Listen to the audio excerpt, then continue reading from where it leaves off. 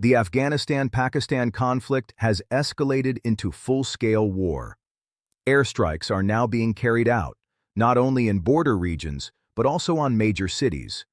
Casualties among civilians have already been reported. Pakistan was the first to sharply raise the stakes. Its Air Force launched strikes across Afghan territory, targeting not just border areas, but also Kabul. This marks an unprecedented step in relations between the two countries. Previously, clashes were limited to localized skirmishes, artillery exchanges, and covert operations. Now, direct strikes are hitting the capital. Last night, explosions were heard across Kabul. Residents reported flashes in the sky and the sounds of aircraft overhead.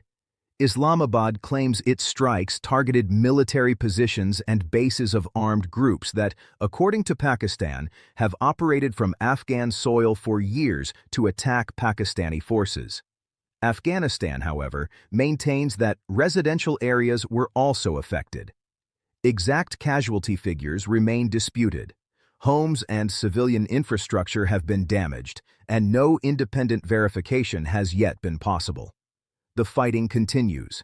Following the airstrikes, Afghanistan responded with attacks on Pakistani military posts along the border. Artillery, mortars, and drones were reportedly used. Kabul claims that Pakistan has suffered significant losses, though Islamabad denies this and says the damage was minimal. As is often the case in such conflicts, each side tends to overstate the opponent's losses. The roots of this war have been building for years. Pakistan has long accused armed groups operating from Afghan territory of carrying out attacks within Pakistan.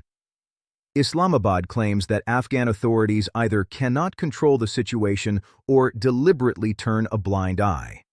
Pakistan's defense minister, Khawaja Asif, has also accused the Taliban of turning Afghanistan into an Indian colony and violating human rights.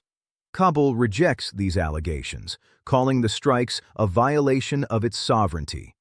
The border itself remains a deep-seated issue. The line between the two countries has been disputed for decades, creating a gray zone where armed groups can easily hide and where order is nearly impossible to enforce without force. Internal problems in both countries, economic and political, have also played a role. At times like this, taking a hard line externally becomes a way for leaders to project strength to both their own citizens and their neighbors. The key point now is that the conflict has moved beyond typical border skirmishes. The airstrikes on Kabul send a clear signal.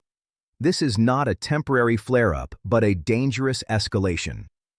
Whether the parties stop here or take the conflict further remains uncertain. One thing is clear. The region has entered a period of instability whose consequences will be felt far beyond the Afghanistan-Pakistan border.